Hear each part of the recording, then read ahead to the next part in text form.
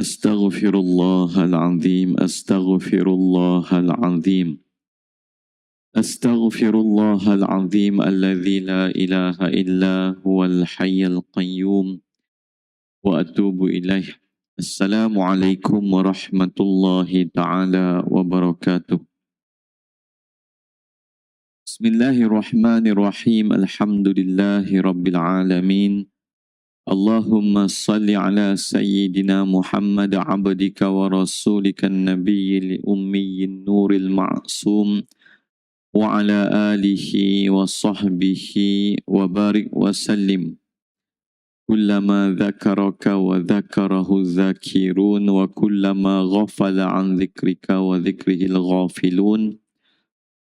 اللهم علمنا ما ينفعنا وانفعنا بما علمتنا وزدنا علما وارزقنا فهما وفقهنا في الدين وعلمنا التأويل المبين واجعلنا من عبادك المخلصين المخلصين.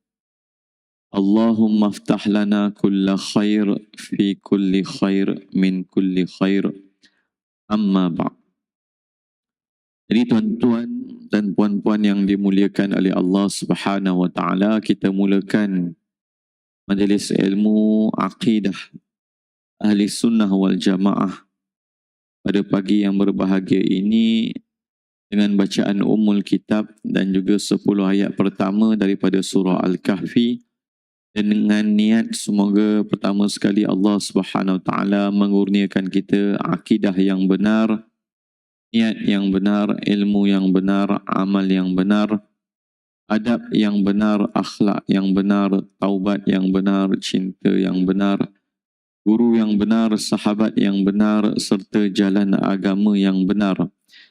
Dan dengan niat semoga Allah Subhanahu wa taala sentiasa meletakkan kita di dalam keafiatan yang berterusan dan pemeliharaan yang sempurna pada urusan agama kita, dunia kita, akhirat kita, tubuh badan kita, dan segala kurniaan Allah Subhanahu wa taala buat kita sehinggalah moga-moga kita diwafatkan di atas sebaik-baik keadaan husnul khatimah. Moga-moga hari terbaik bagi kita di atas muka bumi ini adalah hari kematian kita. Maka dapatlah kita pergi ke alam akhirat dengan penuh ketenangan, kebahagiaan dan kegembiraan. Al-Fatihah. A'udzu billahi minasyaitonir rajim. Bismillahirrahmanirrahim. Alhamdulillahi rabbil alamin. Ar-Rahmanir Rahim. Maliki yaumiddin.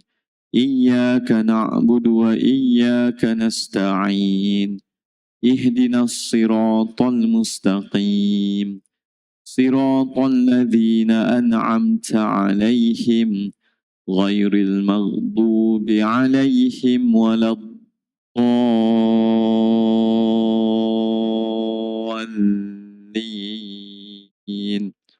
Amin. Bismillahirrahmanirrahim.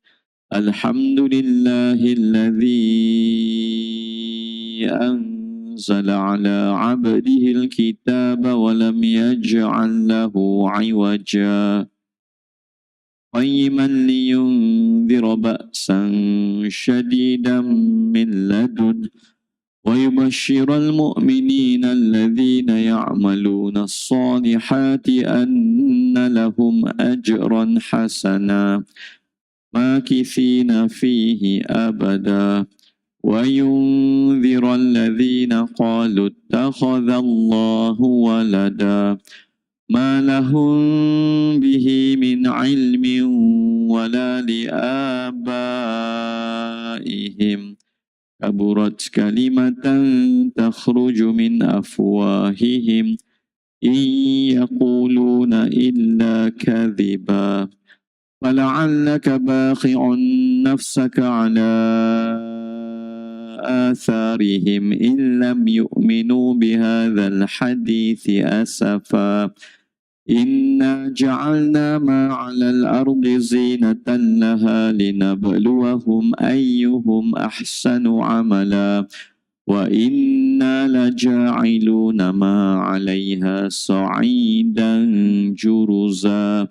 أم حسبت أن أصحاب الكهف والرقيم كانوا من آياتنا عجبا إذ أوى الفتية إلى الكهف فقالوا ربنا آتنا من لدنك رحمة وهيئ لنا من أمرنا رشدا. صدق الله العظيم.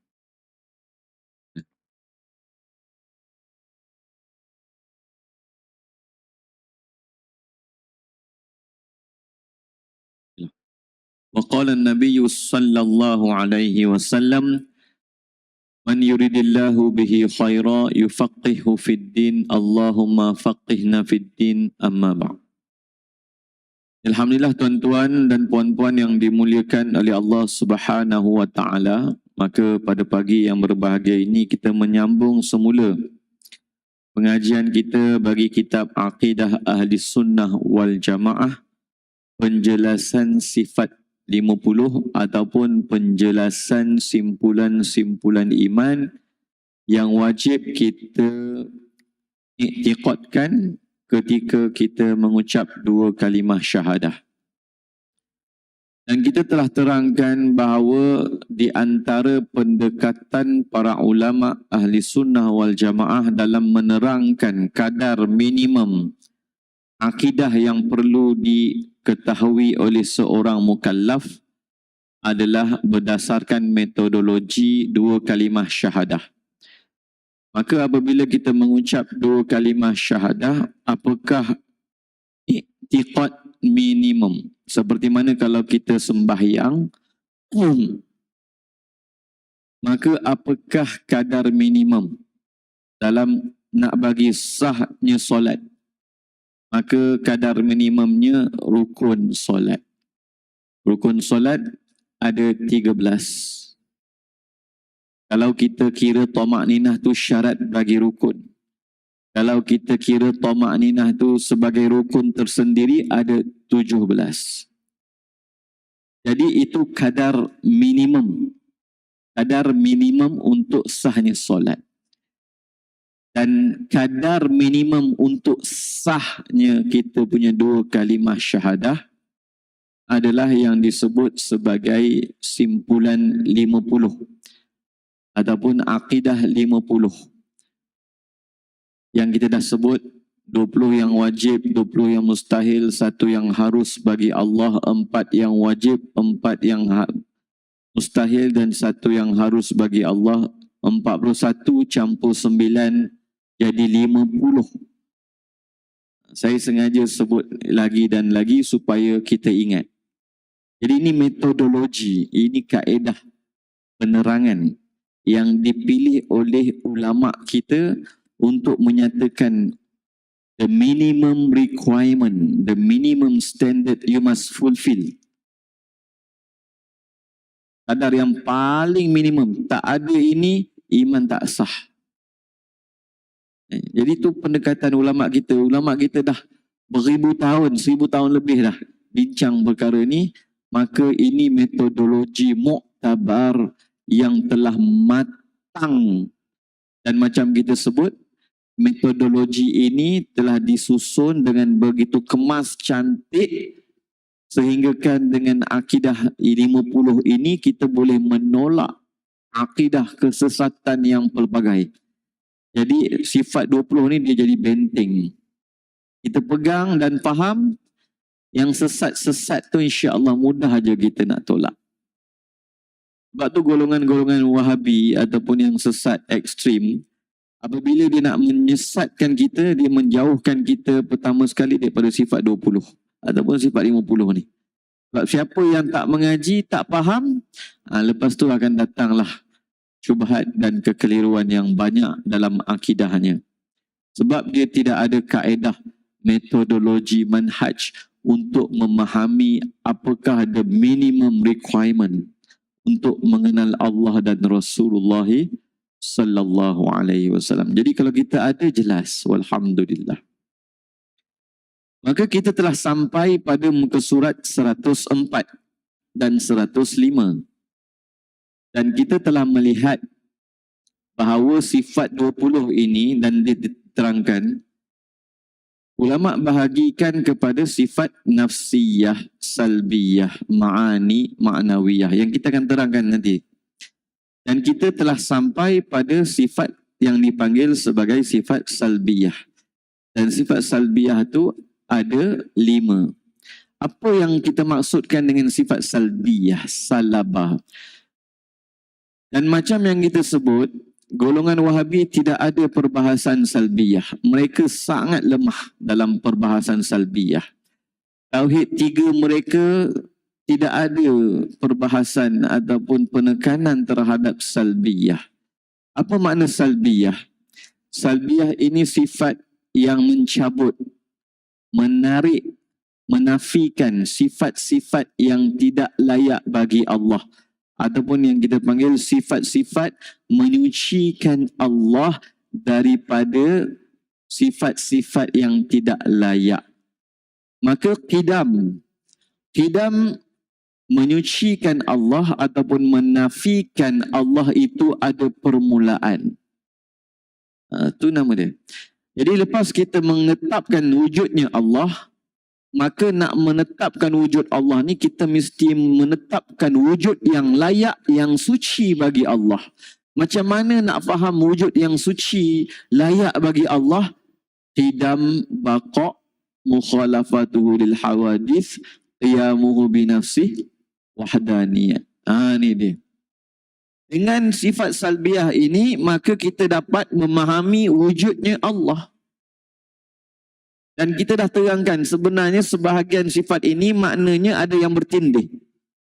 Ada sebahagiannya bertindih sebahagiannya. Tapi kenapa ulama detailkan supaya akidah kita menjadi sejelas-jelasnya.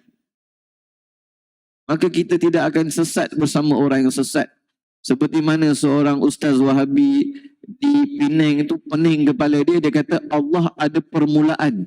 Sebab Allah sebut huwal awwalu wal akhiru wal zahiru wal batinu. Dengan kesesatan dia kata Allah ada permulaan. Dan kita dah bahaskan awal di situ, awal mutlak. Awal yang tidak terikat dengan masa. Allah yang menciptakan masa. Maka awal di situ bukan awal bermasa, tapi awal tanpa masa, awal tanpa permulaan. Ulama kita dah bincang dan kita dah bincang panjang bab ni. Tapi kerana golongan ini sangat lemah dalam bab menyucikan Allah, maka sebab itu banyaklah fahaman-fahaman sesat yang datang. Jadi qidam menyucikan Allah daripada permulaan, baqa' menyucikan Allah daripada pengakhiran dan kebinasaan. Mukhalafatuhu lil hawadith menyucikan Allah daripada persamaan dengan makhluk. Dan kita dah bincang. Ada 10 sifat makhluk yang kita kena nafikan. Disebut oleh Imam Sanusi dalam Matan Barahin. Kemudian qiyamuhu binafsih menyucikan Allah daripada berhajat kepada makhluk. Dan sekarang ni kita sampai kepada wahdaniyah, menyucikan Allah daripada berbilang-bilang. Ini dipanggil sifat salbiyah. Kita menyucikan wujud Allah dari permulaan, pengakhiran, kesamaan, berbilang-bilang dan berhajat kepada makhluk. Jadi kita dah sampai pada bab sifat yang ke-6. Dan ulama kata inilah kesimpulan segala akidah. Jadi kalau orang tanya di antara 20 sifat Allah ni dekat mana induknya, maka ulama kata induknya ada pada wahdaniyah. Induknya ada pada sifat keesaan. Ketika orang-orang Yahudi bertanya kepada Rasulullah sallallahu alaihi wasallam, "Sif lana rabbak." Sifatkan bagi kami Tuhanmu wahai Muhammad sallallahu alaihi wasallam. Maka turunlah ayat qul huwallahu ahad. Dan sifat yang pertama yang nyatakan dalam ayat ini adalah sifat ahad. Sifat esa. Jadi ulama kata Al-Quran itu akidahnya, kesimpulannya pada Qul huwallahu ahad, dan Qul huwallahu ahad tu pada ahad itu tunggak dan induknya, keesaan. Dan saya ulang balik sedikit daripada awal supaya kita dapat recap apa yang telah kita terangkan. Jadi sifat wahdaniyah ini dinamakan sifat salbiyah kerana dia menafikan berbilang-bilang pada zat Allah, berbilang-bilang pada sifat Allah, dan berbilang-bilang pada perbuatan Allah. Kita mengesakan Allah pada zatnya, sifatnya dan perbuatannya. Kalau kita masuk sedikit perbahasan, kita kata kita menafikan kam. Kita menafikan kam. Kalau dalam mukhalafatuhu lil hawadith, kita menafikan kaif. Kan ulama dah sebut, menyucikan Allah itu menyucikan Allah daripada kamiyah dan kaifiyah. Menafikan Allah daripada kuantiti yang berbilang-bilang, dan menafikan Allah daripada kualiti atau sifat-sifat jisim dan makhluk.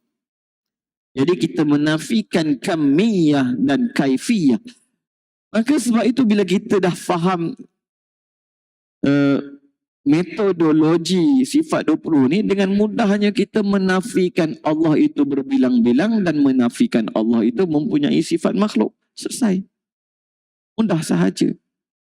Metodologi ni metodologi yang sangat mantap. Sebab itu bila kita belajar dalam wahdaniyah, maka kita menafikan berbilang-bilang tu, menafikan berbilang-bilang yang penuh yang dipanggil sebagai kam munfasil, dan menafikan berbilang-bilang yang separa, iaitu yang dipanggil sebagai kam muttasil. Jadi kalau kita belajar sedikit lagi, tapi saya tak cadang nak terangkan, cuma saya nak bagi sentuhan sedikit saja. Macam kita sebut, kita mengaji di sini, kita ikut manhaj membawa perbahasan yang mudah. Tapi kalau orang yang bidang agama, dia kena mengaji mendalam. Cuma bila kita bawa pada masyarakat awam, kita tak adalah bawa nak sampai detail sangat. Cuma sekurang-kurangnya tahu metodologi ulama ini. Menafikan berbilang-bilang yang penuh tu kam munfasil. Menafi berbilang-bilang yang separa tu namanya kam muttasil.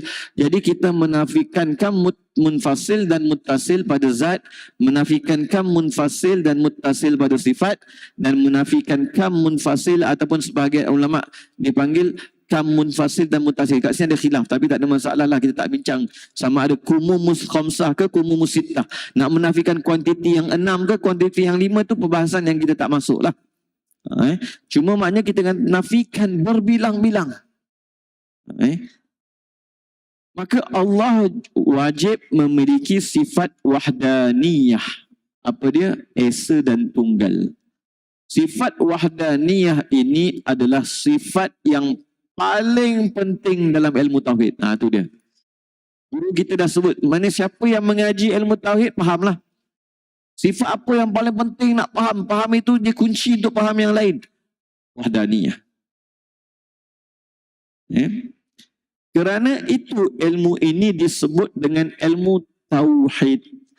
Asyhadu an la ilaha illallah, namanya persaksian tauhid. Wa asyhadu anna sayyidana Muhammadar Rasulullah, namanya persaksian tasdiq. Jadi kita ada dua persaksian. Persaksian mentauhidkan Allah, persaksian membenarkan Rasulullah. Dipanggil tauhid tasdiq. Tauhid lawannya syirik. Tauhid lawannya syirik. Tasdiq lawannya kufur. Kufur ada berapa jenis? Ada berbagai jenis. Sebagian ulama letak ada 7 jenis. Dan jenis yang ke-7 itu namanya kufur syirik. Kita ada kufur ingkar, kufur ilhad, kufur nifaq, kufur inat, kufur i'rad. kita ada kufur syirik antaranya. Jadi semua syirik itu adalah kufur, tapi tak semua kufur itu syirik. Maknanya syirik ni maknanya lebih khusus. Jadi syirik ni lawan apa? Mengesakan Allah. Jadi sebab itulah kita kata, siapa yang letak sifat Allah pada makhluk ataupun sifat makhluk pada Allah, syirik. Dia letak sifat Allah pada makhluk seperti makhluk itu berhak disembah. Berhak disembah ni hanya milik sifat Allah.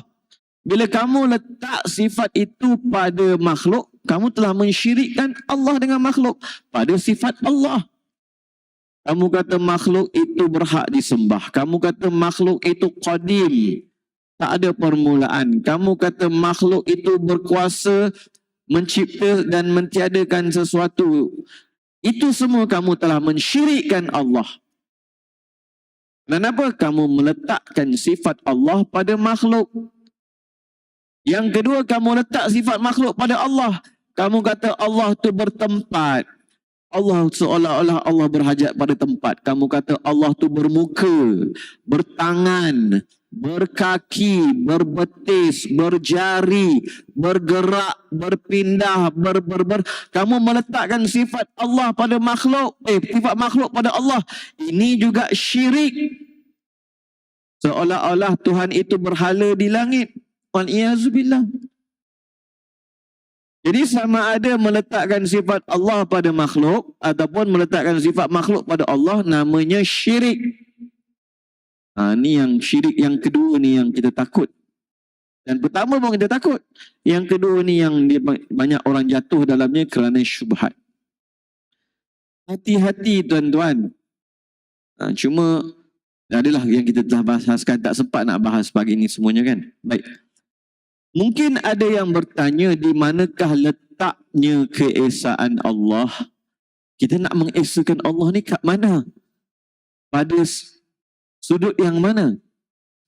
Jawapannya, Allah Maha Esa dalam zatnya, iaitu kita mengesakan Allah pada zatnya. Maha Esa dalam sifat-sifatnya, kita mengesakan Allah pada sifat-sifatnya. Dan Maha Esa dalam perbuatannya, kita mengesakan Allah pada perbuatannya. Contohnya paling mudah, nak simple, Allah menghidupkan. Ni Allah, tiada yang menghidupkan melainkan Allah. Bila Allah menghidupkan makhluknya, hanya Allah yang menghidupkan makhluknya, tak ada yang lain. Kalau kita kata Allah menghidupkan, doktor menghidupkan, habislah. Kita mengatakan doktor juga ada kuasa menghidup, perbuatan menghidup selain perbuatan Allah. Ini namanya kita ada kata ada perbuatan mencipta selain daripada perbuatan Allah. Ataupun kita kata, bukan kita katalah, orang yang tak faham kata Allah menghidupkan 90%, doktor menghidupkan 10%. Itu pun tak betul juga. Itu pun syirik juga.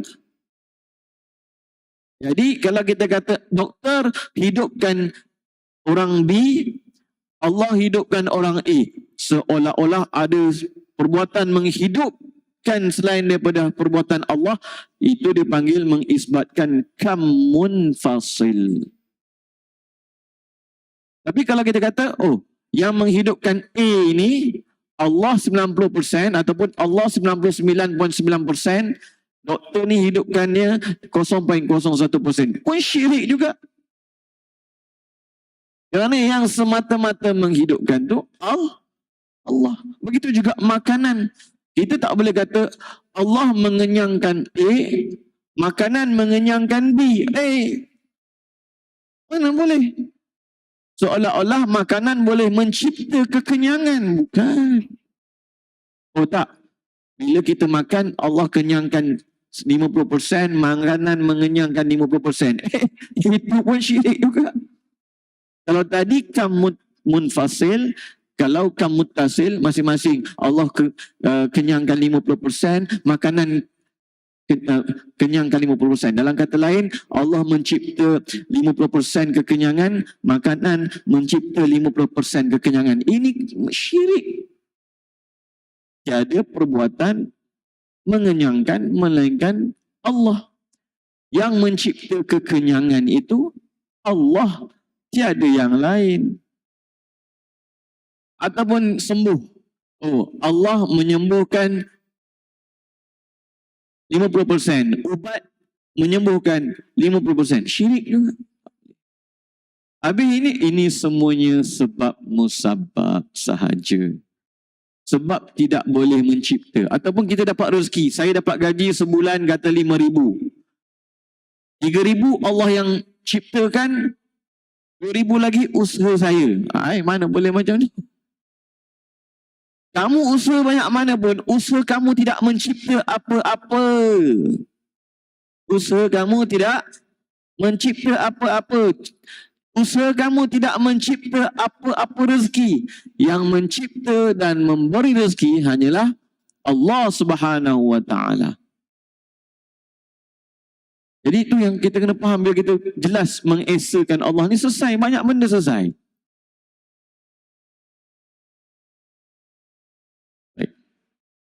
Itu cara mudah dalam mengesakan Allah pada perbuatan. Yang lain mengesakan Allah pada zat, saya rasa mudah orang faham. Mengesakan Allah pada sifat pun mudah orang faham. Mengesakan Allah pada perbuatan. Itu dia maksudnya. Tiada perbuatan melainkan perbuatan Allah. Allah yang mencipta dan sebagainya. Kita hanya ada kasab. Allah kata laha makasabatu alaiha maktasabat. Manusia ni ada kasab. Tapi kasab ini ulama kata tidak mencipta apa-apa, tidak mentiadakan apa-apa, tidak memberi kesan taksir apa-apa. Tak ada. Tetapi itu syariat. Maka manusia itu dihisap, diganjari, diadab kerana kasab. Tapi hakikatnya dia tak mencipta apa-apa. Baik. Hal ini sebagaimana dijelaskan dalam uraian berikut ini. Ulama kita dah, kata tuan-tuan, dah selesai dah. Jadi tak payahlah nak bawa perbahasan akidah baru lah apa tak. Ikut saja metodologi ulama kita, selamat kita. Selesai. Pertama, Maha Esa dalam zat ataupun Maha Esa pada zat. Macam mana yang dikatakan mengesakan Allah pada zatnya? Keesaan Allah dalam zatnya memiliki dua pengertian. Muka surat 104. Siapa yang ada buku ni?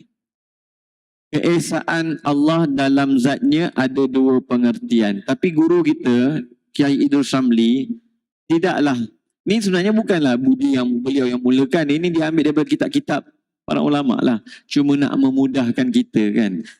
Guru kita tak sebutlah kamun fasil, kamun tasil. Memang tak sebut pun saja, tak sebut. Supaya nak memudahkan. Orang dengar kam, kaif, pening. Menafikan kamiyah, menafikan kaifiyah. Tapi macam kita sebut, menafikan berbilang-bilang, menafikan sifat makhluk. Selesai masalah, mudah. Bahasa mudah. Jadi, mengesakan zat Allah tu ada dua pengertian. Macam mana? Mengapa kita kata menafikan berbilang-bilang pada zat secara penuh, menafikan berbilang-bilang pada zat secara separa. Kan mufasil, kan mutasil. Macam mana? Ni baik. Pertama, kita menafikan ataupun kita mengatakan zat Allah tidak tersusun daripada beberapa bahagian. Kita bukan macam golongan mujassimah. Mereka mengatakan zat Allah itu tersusun daripada kepala ke, muka ke, tangan, kaki, jari, betis. Yang dipanggil sebagai sifatul a'yan. Sebab tu dalam kita ahli sunnah wal jamaah, kita sifat nafsiyah, sifat salbiyah, ma'ani ma'nawiyah. Adakah yang kita panggil sifatul a'yan? Tiada. Golongan Wahabi ataupun golongan Mujassimah, mereka menetapkan Allah itu ada sifatul a'yan, iaitu sifat yang boleh berdiri dengan sendirinya tanpa zat. Sifat yang namanya tangan, sifat yang namanya kaki, sifat yang namanya muka, sifat yang namanya jari, sifat yang namanya betis. Jadi bagi mereka Allah itu tersusun daripada anggota-anggota. Dalam perbahasan ilmu akidah, ini dipanggil anggota ataupun digunakan istilah sifatul a'yan. Kita dalam ahli sunnah wal jamaah tiada, bahkan kita menafikan. Kerana siapa yang menyatakan Allah itu terdiri daripada anggota-anggota, dia telah bertentangan dengan keesaan Allah. Kenapa? Allah itu terdiri daripada beberapa zat ataupun anggota ataupun a'yan. Itu dah menafikan keesaan. Sebab tu bila kita kata, bila Allah Maha Esa sahaja, maka ternafi daripadanya, terdiri daripada zat-zat yang pelbagai ataupun ain-ain yang disebut sifatul a'yan yang pelbagai. Tak boleh difahami Allah itu tersusun daripada beberapa anggota. Ini ajaran sesat, sesesat-sesatnya. Sebab tu akidah Wahabi yang mengajar masyarakat dengan kaki, tangan, jari, betis ni akidah sesat. Dan kita kena bertegas. Minta maaf kita dah sebut, ini pengajian akidah. Pengajian akidah kita tak main go around the bush. No. Hak batil, batil. Yang hak, hak. Ya, baik. Pertama, zat Allah tidak tersusun daripada beberapa bahagian.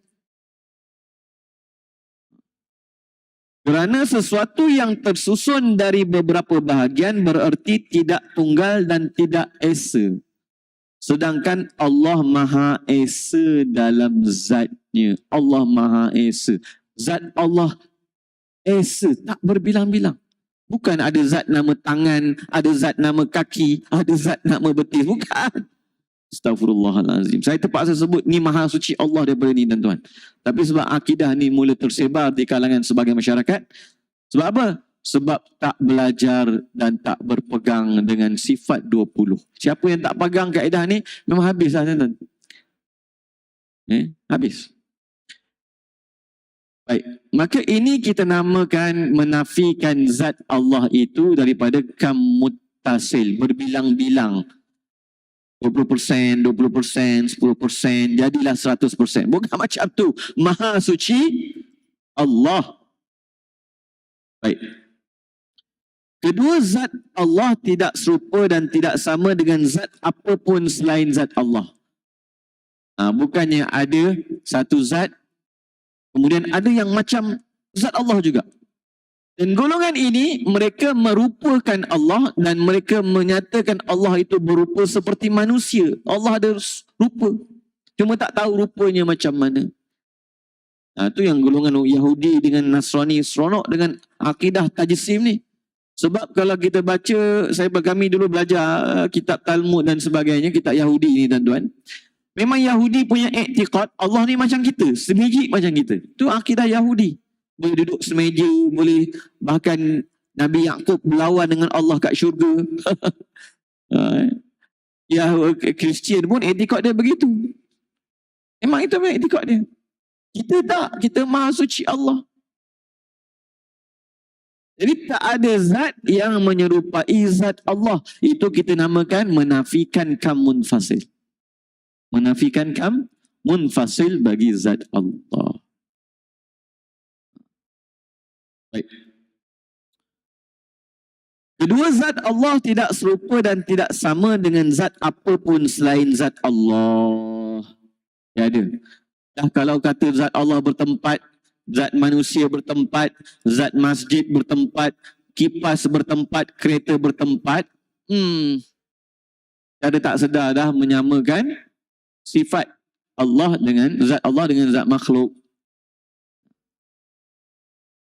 Apabila di sesuatu daerah ada seseorang yang dianggap alim, lalu ketika orang-orang ditanya apakah orang alim ini satu-satunya di daerah ini, apabila mereka menjawab, ada juga orang alim yang hampir menyamai atau setingkat dengan beliau, bererti orang alim tersebut bukannya satu-satunya di daerah itu, kerana ada orang yang lain yang hampir atau menyainginya.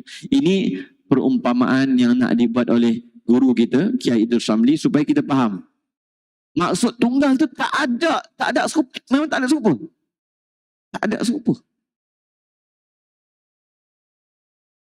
Tak ada zat yang seumpama zat Allah, tak ada.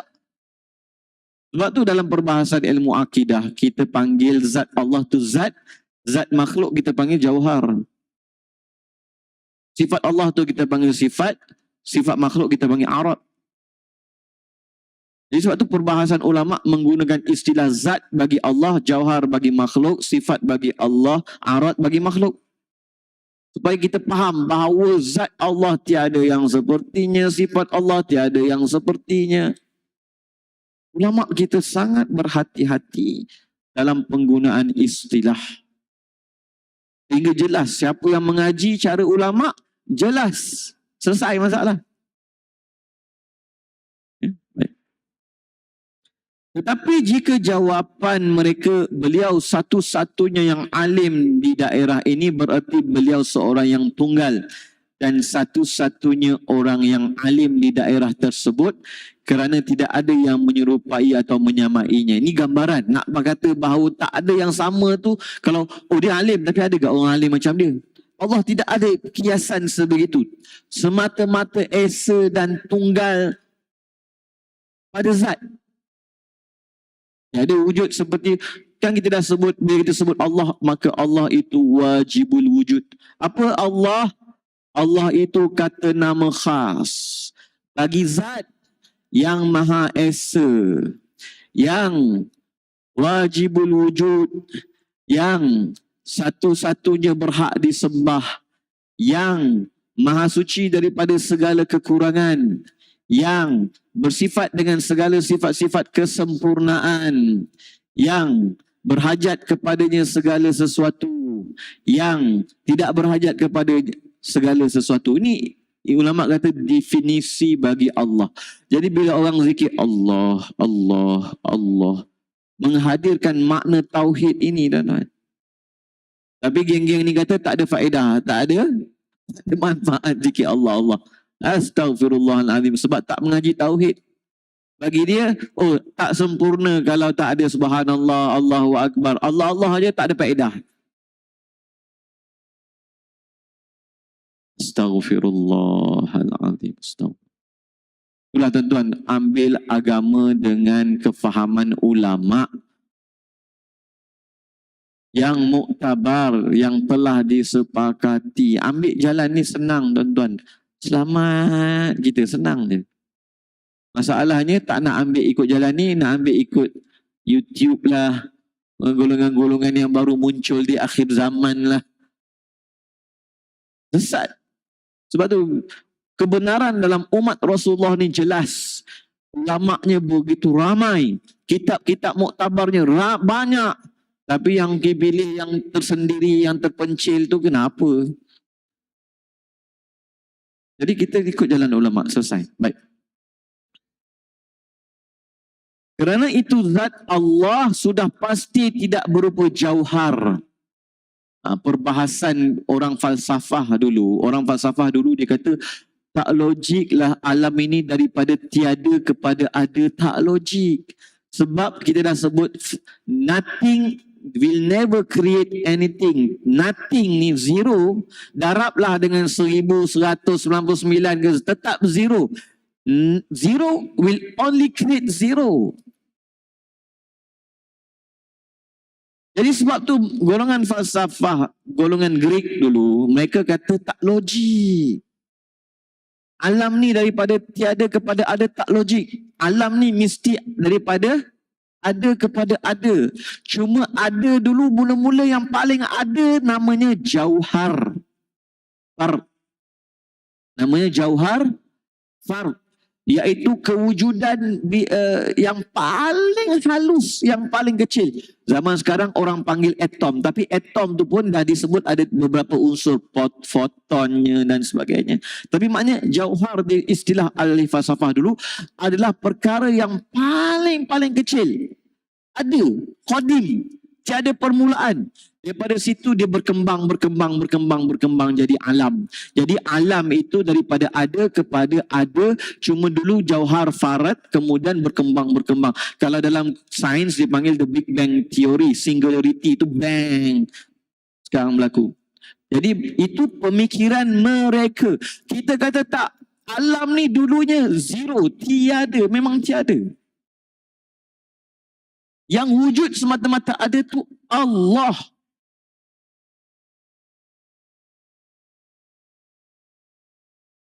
Allah yang mencipta alam daripada tiada kepada ada.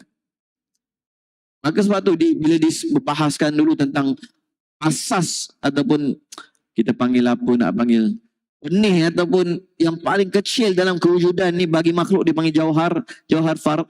Allah bukan jauhar fard. Allah bukan jauhar fard. Kalau dah dihimpun, tu dia panggil jisim. Jauhar ni bila dia bersambung, tersusun dipanggil jisim. Tapi yang paling unit yang paling halus, tu dia panggil jauhar fard. Allah jauhar fard tak? Allah bukan jauhar fard. Jauhar fard tu kalau ada makhluk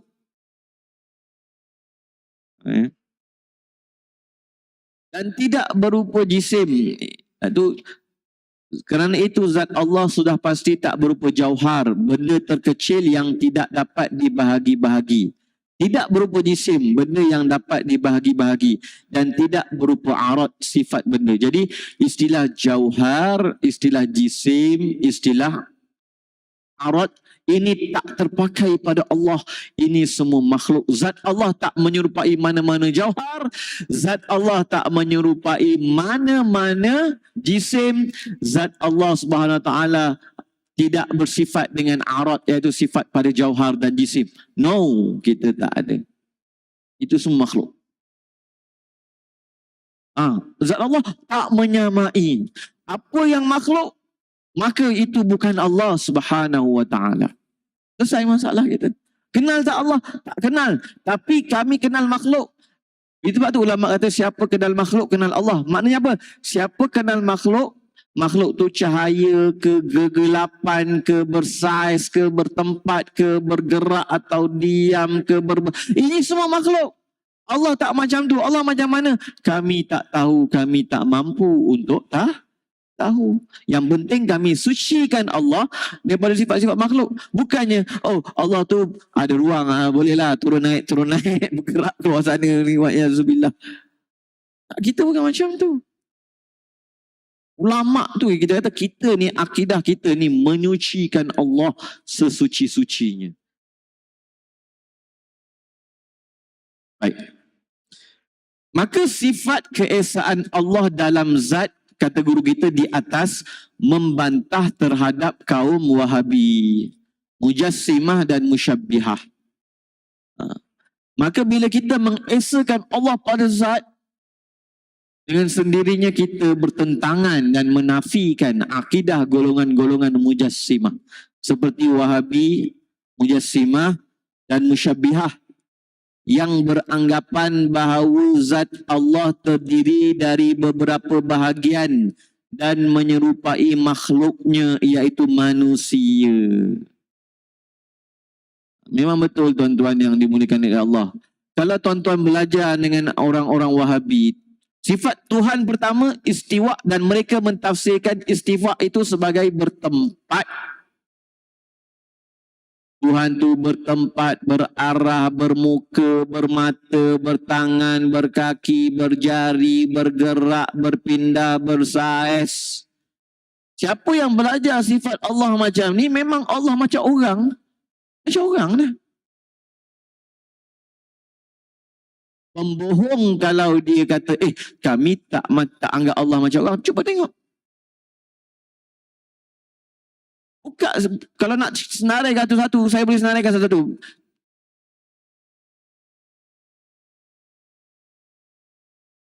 Sebab tu akidah sesat. Sesat yang mudah. Kita kalau belajar sifat 20, tengok susunan sifat Wahabi. Allah, sesat lah.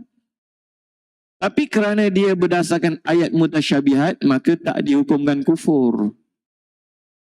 Sebab dia berpegang dengan syubhat dalil. Itu ada syubhat. Dalam kita ahli sunnah wal jamaah, asal ada syubhat, kita tak mengkufurkan, tak hukum kufur. Maka golongan-golongan ni dipanggil ahli syubhat.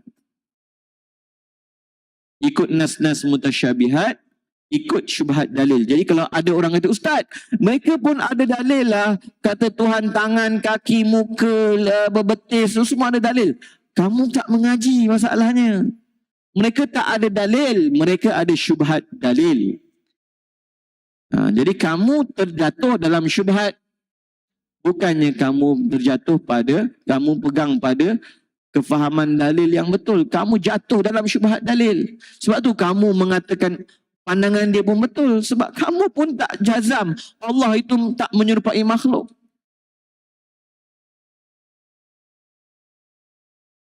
Kita dah sebut akidah jazam, kita kena menafikan yang bertentangan.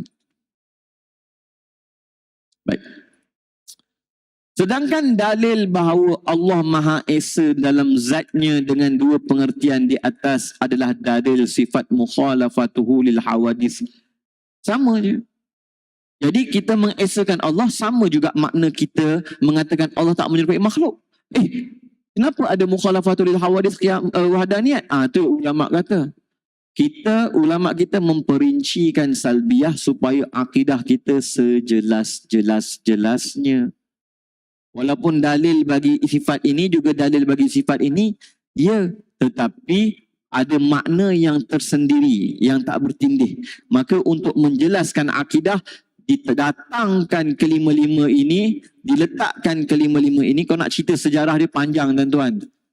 Mula-mula perbahasannya, adakah Allah ni wujud ke tak wujud? Itu satu. Jadi kita dalam Islam tak ada masalah. Kemudian bila dah wujud, Allah ni bersifat ke tak bersifat? Maka muncul dua kumpulan yang dipanggil sebagai mu'attilah dan sifatiyah ataupun dipanggil musbitah. Yang menafikan sifat daripada Allah dan yang menetapkan sifat bagi Allah. Yang menafikan sifat bagi Allah ni kita panggil mu'attilah. Golongan seperti Jahmiyah dan di bawahnya sedikit Mu'tazilah. Mu'tazilah ada perbahasan dia lah, kita tak nak masuk. Tapi ada yang menafikan Allah tu daripada sifat. Tak boleh kata Allah tu hidup, tak boleh kata Allah itu berkata-kata, tak boleh. Jadi maka mereka ni golongan Mu'attilah. Di antaranya Mu'tazilah, tapi Mu'tazilah ni dia cuma menafikan berbilang-bilang sifat, ataupun kita punya istilah, mereka kata Allah tak ada sifat ma'ani, tapi mereka kata Allah ada sifat ma'nawiyah. Yang kita bahas nantilah.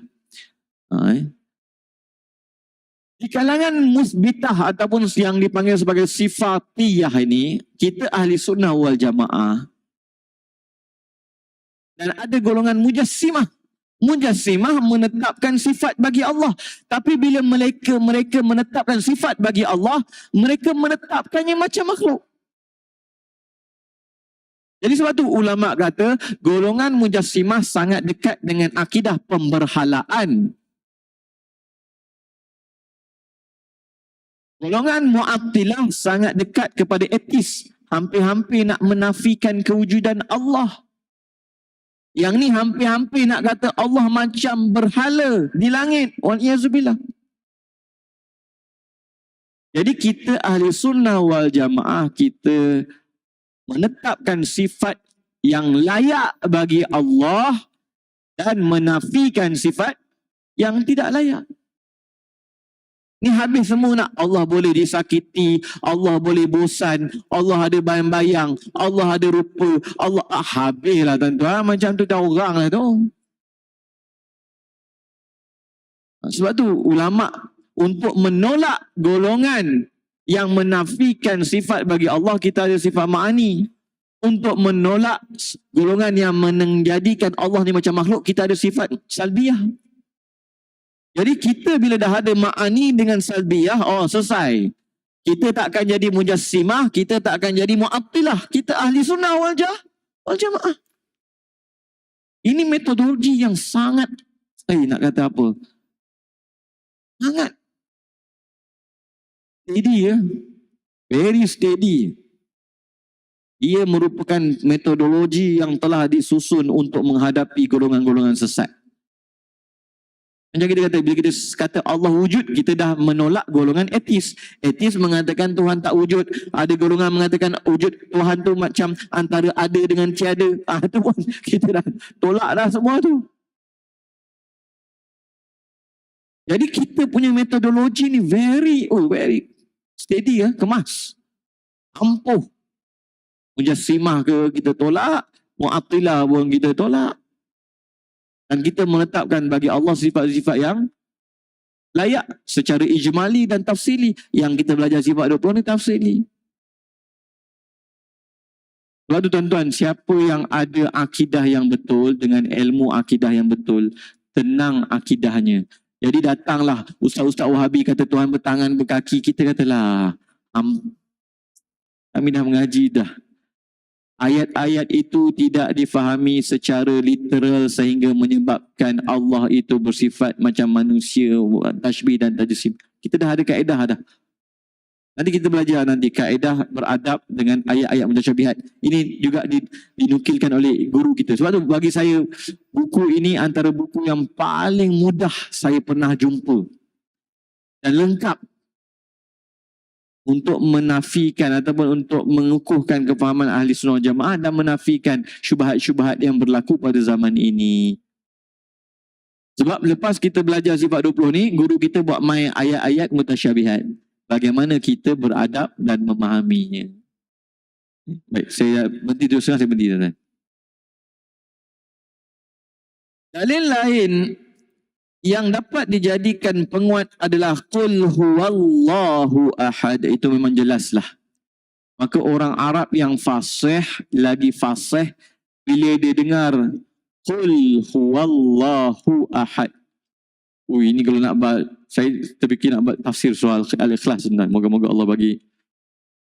Qul, katakanlah olehmu wahai Nabi Muhammad.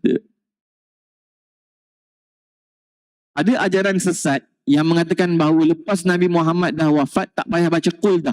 Qul tu untuk Nabi Muhammad je. Jadi baca huwallahu ahad. Ini ajaran sesat, bahkan kufur. Suruh buang sebahagian daripada Al-Quran. Sedangkan ulama kata khitab Allah pada Rasulullah tu untuk umatnya juga. Dan ini menunjukkan walaupun surah ini dinamakan surah Al-Ikhlas, iaitu ikhlas tauhid, kamu nak capai maqam mengikhlaskan tauhid kena melalui Rasulullah sallallahu alaihi wasallam. Sebab tu kalau siapa yang kata asyhadu alla ilaha illallah tak nak Muhammadur Rasulullah, tak sah iman dia. Tiada jalan kepada tauhid, mentauhidkan Allah melainkan melalui Rasulullah. Sehingga kan nak mentauhidkan Allah pun Allah letak juga kul. Katakanlah olehmu wahai Muhammad. Maka ulama kata subhanallah, subhanallah, subhanallah. Surah ini surah tauhid tetapi masih lagi ada yang dipanggil sebagai al-unsurul Muhammadi. Walaupun surah ni dikatakan surah ikhlas, mengikhlaskan tauhid bagi Allah, tetapi tetap Allah tidak meninggalkan unsurul Muhammadi. Allah masih lagi meletakkan elemen berkaitan Nabi Muhammad, iaitu qul. Makanya Nabi Muhammad sallallahu alaihi wasallam adalah jalan kepada tauhid. Ini tidak bila kita mengagungkan Rasulullah, syirik. Ada ke? Rasulullah lah jalan kepada tauhid. Allah tak meninggalkan Rasulullah sallallahu alaihi wasallam hatta dalam surah Al-Ikhlas. Kemudian huwa. Ini perbahasan panjang juga bab ni. Jadi ulama kata bila Allah mulakan dengan huwa, adakah huwa tu juga nama daripada nama-nama Allah? Satu. Yang kedua ulama kata huwa ni isyarat kepada apa? Ulama kata isyarat kepada zat semata-mata zat.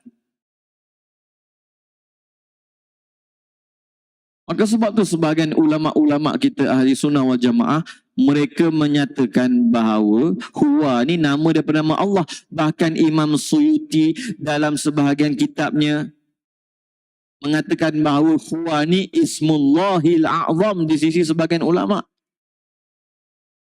Sebab tu tok guru kita dulu ada ya latifu ya kafi ya hafidhu ya syafi ya latifu ya kafi ya hafidhu ya syafi Allah ya latifu ya wafi Allah ya karimu antallah ya hu la ilaha illallah la ilaha illallah ma'bud la ilaha illallah la ilaha illallah maksud la ilaha illallah la ilaha illallah maujud la ilaha illallah la ilaha illallah. Kenapa dimulakan dengan yahu ya huwa?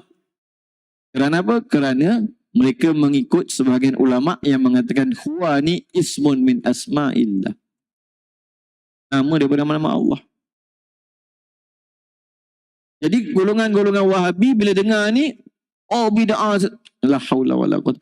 Ulama dah bahas dah, kamu tak payahlah ikut ustaz-ustaz Wahabi ni. Menyusahkan hidup, silat gaya merosakkan agama je.